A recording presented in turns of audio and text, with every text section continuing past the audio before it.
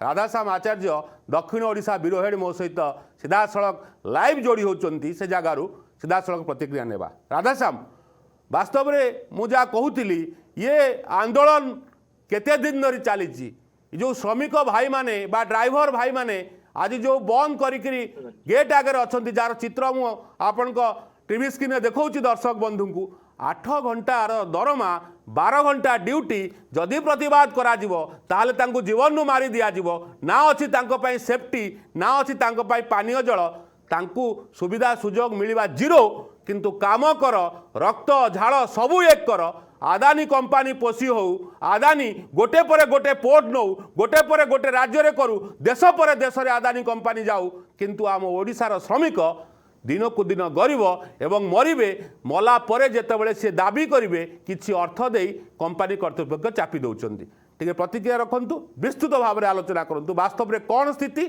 कौन चली आदानी सीटी कौन करने को चाहूँगी आ लोके कहीं विरोध करुँच राधाश्याम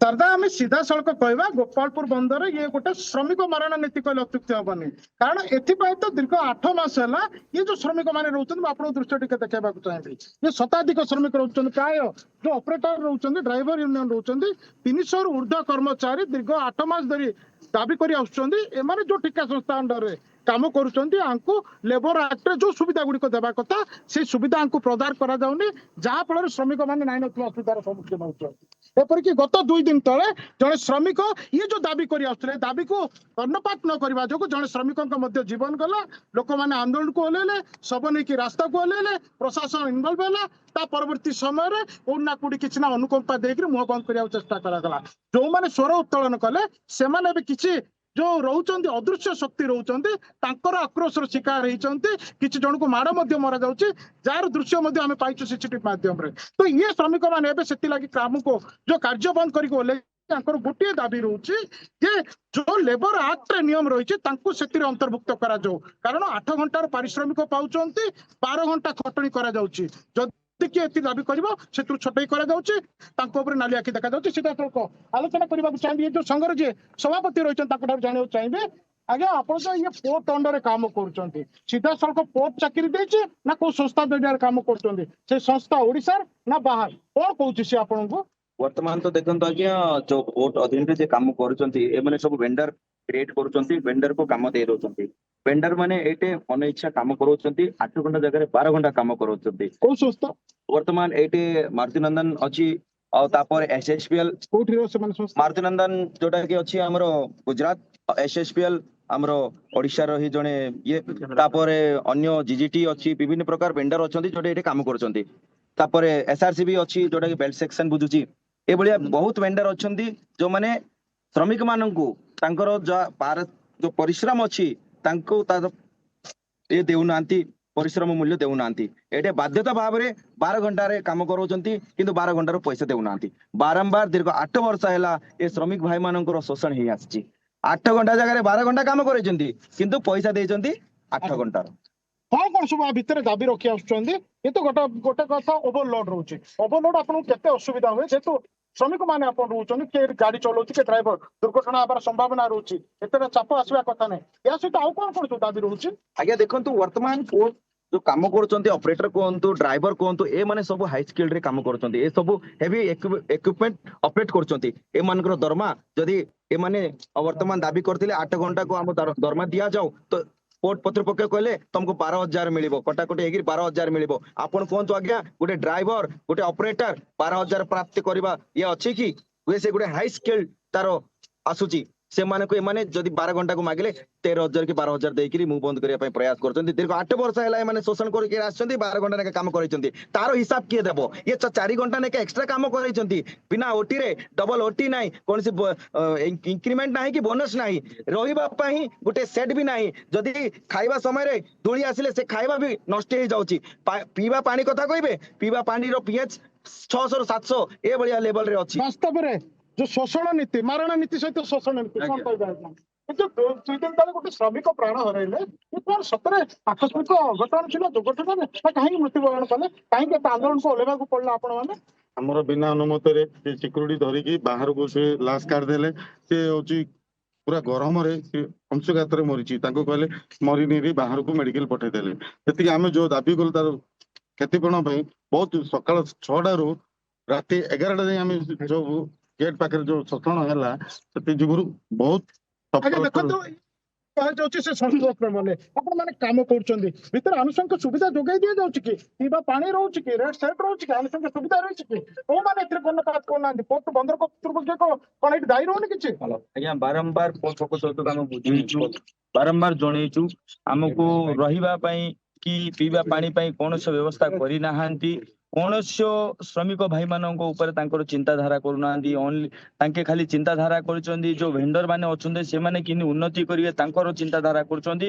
ଶ୍ରମିକ ଭାଇ ମାନେ ଏଡେ ଗୋଟେ ଡେଡ ବଡି ଧରି ସକାଳୁ ଆମେ ଧରିଥିଲୁ, ସକାଳୁ ଏଠି ବସିଛୁ, କିନ୍ତୁ ଏବେ ଯାଇ ବର୍ତ୍ତମାନ ସନ୍ଧ୍ୟା 8ଟା 9ଟା ଯାଇ କୌଣସି ସମର୍ଥନ କରିକି ତାଙ୍କୁ ଘର ବାଲାକୁ ଡେଡ ବଡି ପଠାଗଲା ନାହିଁ।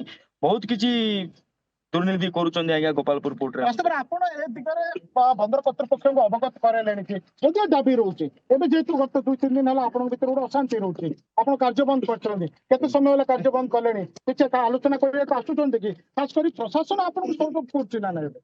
ଆଜ୍ଞା ଦୀର୍ଘ 48 ଘଣ୍ଟା ଧରି କାମ ବନ୍ଦ ରହିଛି।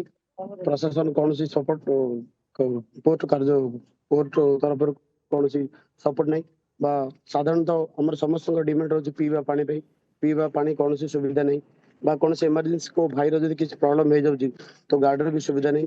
ଯୋଉ ଭାଇ ଡେଥ୍ କରିଲେ 2 ଦିନ ତଳେ ଅଂଶୁଘାତରେ ସେ ଡେଥ୍ କରିଲେ, ସେ ମନ ଇଚ୍ଛା ତାଙ୍କେ ଲାଷ୍ଟକୁ ନେଇକି ମେଡିକାଲରେ ପହଞ୍ଚେଇଥିଲେ, କିନ୍ତୁ ଡିକ୍ଲେୟାର କଲେ କଣ କି ମେଡିକାଲରେ ଡେଥ୍ କରିଛନ୍ତି। ତ ମିଛ ପ୍ରତିଶତରେ ବହୁତ କିଛି ଏମାନେ କରୁଛନ୍ତି। କୌଣସି ଲୋକର ବା ପବ୍ଲିକର ଆମ କାର୍ଯ୍ୟ କରୁଥିବା ବ୍ୟକ୍ତିଙ୍କର କୌଣସି ସଫଳ ପଇସା ବି ମିଳୁନାହିଁ। ରାଧେଶ୍ୟାମ, 8 ଘଣ୍ଟା ଆମେ 12 ଘଣ୍ଟା ଯେଉଁ ଶ୍ରମିକ ନେତା ହୁଅନ୍ତୁ ବା ଶ୍ରମିକମାନେ ଦାବି କରୁଛନ୍ତି ତାଙ୍କର କିଛି ସମୟ ଧରି ପ୍ରତିକ୍ରିୟା ଶୁଣିଲୁ ଯେ ସେ ଗୋଟିଏ ପ୍ରତିକ୍ରିୟା ରଖୁଛନ୍ତି ଯେ ଭେଣ୍ଡରଙ୍କୁ ବେଶୀ ଗୁରୁ ଦାୟିତ୍ୱ ଦିଆଯାଉଛି ବା ବେଶୀ ପ୍ରାଧାନ୍ୟ ଦିଆଯାଉଛି, ଆମର ଏ ଶ୍ରମିକ ବା ଡ୍ରାଇଭର ବନ୍ଧୁମାନଙ୍କୁ ଦିଆଯାଉ ନାହିଁ। ବାସ୍ତବରେ ମୁଁ ଜାଣିବାକୁ ଚାହୁଁଛି ଏ ଭେଣ୍ଡର ସବୁ କେଉଁଠିକାର, ଓଡ଼ିଶାର ନା ଓଡ଼ିଶା ବାହାରର ଭେଣ୍ଡର ଏଠି ଆଦାନୀ ପୋର୍ଟରେ କାମ କରୁଛନ୍ତି ବା ଯେଉଁ ବନ୍ଦର ଅଛି ଗୋପାଳପୁର ବନ୍ଦରରେ କାମ କରୁଛନ୍ତି? ଟିକେ ସ୍ପଷ୍ଟ କରନ୍ତୁ, ଯେଉଁ ଭେଣ୍ଡର ମାନେ ଅଛନ୍ତି ସେମାନେ ବାସ୍ତବରେ କେଉଁଠିକାର, ଓଡ଼ିଆ ନା ସେମାନେ ଅଣ ଓଡ଼ିଆ? ବାସ୍ତବରେ ଆମେ ଯାହା ପ୍ରତିକ୍ରିୟା ନଉଥିଲୁ ଶାରଦା, କିଛି କମ୍ପାନୀ ଅଣ ଓଡିଆ ରହିଛନ୍ତି, 1-2ଟା କମ୍ପାନୀ ଓଡିଆ ରହିଛନ୍ତି। ତ ଯୋଉମାନେ ପ୍ରମୁଖ ଏଇ ଯୋଉ କର୍ମଚାରୀ ମାନେ ଯୋଉମାନେ କାମ କରୁଛନ୍ତି ଏମାନେ ଗୁଜୁରାତି ଠିକା ସଂସ୍ଥା ଜରିଆରେ କାମ କରୁଛନ୍ତି। ତ ଏଇଠି କୁହାଯାଇପାରେ, ଯୋଉ ପୂର୍ବରୁ କୁହାଯାଉଥିଲା ଯେ ଯେତେବେଳେ ସରକାର ପରିବର୍ତ୍ତନ ହବ, ନେତୃତ୍ୱ ପରିବର୍ତ୍ତନ ହବ, ଓଡିଆକୁ କାମ ମିଳିବ, ଓଡିଆ ଠିକା ସଂସ୍ଥା ଆସିବେ, ଓଡିଆଙ୍କୁ ଏଥିରେ କାମରେ ସାମିଲ କରିବେ, କିନ୍ତୁ କୋଉଠି ନା କୋଉଠି ଅଣ ଓଡିଆ ଠିକା ସଂସ୍ଥା ଜରିଆରେ ଏ ଓଡିଆ ଶ୍ରମିକ ମାନେ ଏବେ ଶୋଷଣର ଶିକାର ହଉଛନ୍ତି। ଅତ୍ୟନ୍ତ ସାଂଘାତିକ ଉତ୍ତର ଦଉଥିଲେ ଯେ ପ୍ରଚଣ୍ଡ ରୁଦ୍ରତାପ ରହୁଛି ଖରା ସମୟରେ, ପିଇବା ପାଣି ଟିକେ ତାଙ୍କୁ ମିଳୁନି, ସେଥିଲାଗି କୋଉଠି ନା କୋଉଠି ସନଷ୍ଟ୍ରୋକରେ ଜୀବନ ଯାଉଛି। ଏ ଅତ୍ୟନ୍ତ ସାଂଘାତିକ କଥା, କାହିଁକି ନା ଶ୍ରମିକ ମାନେ ଯେତେବେଳେ କାମ କରୁଛନ୍ତି, ସରକାର କହୁଛନ୍ତି ଯେତେବେଳେ ପ୍ରଚଣ୍ଡ ରୁଦ୍ରତାପ ରହୁଛି ସେହି ସମୟରେ ଆବଶ୍ୟକୀୟ ସ୍ଥଳେ ଶ୍ରମିକକୁ କାମରେ ନିୟୋଜିତ କରାଯିବ, ନଚେତ୍ ତାଙ୍କୁ କେମିତି ସେ ଦୂରେଇ ରହିପାରିବେ ଖରାରୁ ସେ ଦିଗରେ ଧ୍ୟାନ ଦିଆଯିବ।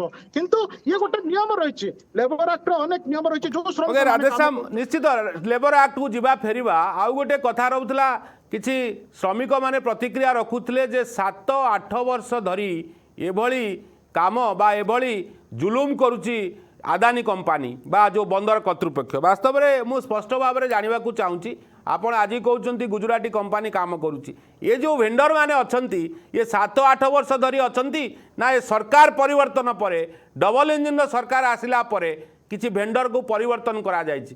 ବାସ୍ତବରେ ସେ କହୁଛନ୍ତି 7-8 ବର୍ଷ ଧରି, ହୁଏତ ପୂର୍ବ ସରକାର ସମୟରେ ବନ୍ଦରକୁ ହସ୍ତାନ୍ତର କରାଯାଇଥିଲା, କିନ୍ତୁ ମୋତେ ଟିକେ ପ୍ରତିକ୍ରିୟା ରଖନ୍ତୁ ସ୍ପଷ୍ଟ ଭାବରେ ଆପଣ ଯେ 2 ବର୍ଷ ବନାମ ଆଉ 6 ବର୍ଷ ଯେଉଁ ଘଟଣା ଆସୁଛି ତା ମଧ୍ୟରେ କ'ଣ ପାର୍ଥକ୍ୟ ରହିଛି? ଦୁଇଟି ସରକାର ଆ ମଧ୍ୟରେ ବର୍ତ୍ତମାନ ଚାଲିଛନ୍ତି, ଟିକେ ପ୍ରତିକ୍ରିୟା ରଖନ୍ତୁ ରାଧେଶ୍ୟାମ। ସରଦା ମୁଁ ସ୍ପଷ୍ଟ କରି ରଖେ, ଯେତେବେଳେ ଆଦାନୀ ଗୋପାଳପୁର ବନ୍ଦର ଦାୟିତ୍ୱ ନେଲା ତା ପରଠାରୁ ଏ ଲୋକମାନେ ଶୋଷଣର ଶିକାର ହଉଛନ୍ତି। ଏ 7-8 ବର୍ଷ ନୁହେଁ, 7-8 ମାସର ଏଇ ଆନ୍ଦୋଳନ ରହୁଛି, 7-8 ମାସ ଧରିକି ଏଇମାନେ ଦାବି କରି ଆସୁଛନ୍ତି। ମୁଁ ପ୍ରତିକ୍ରିୟା ନେବାକୁ ଚାହିଁବି, କ'ଣ କହିବେ ଆଜ୍ଞା?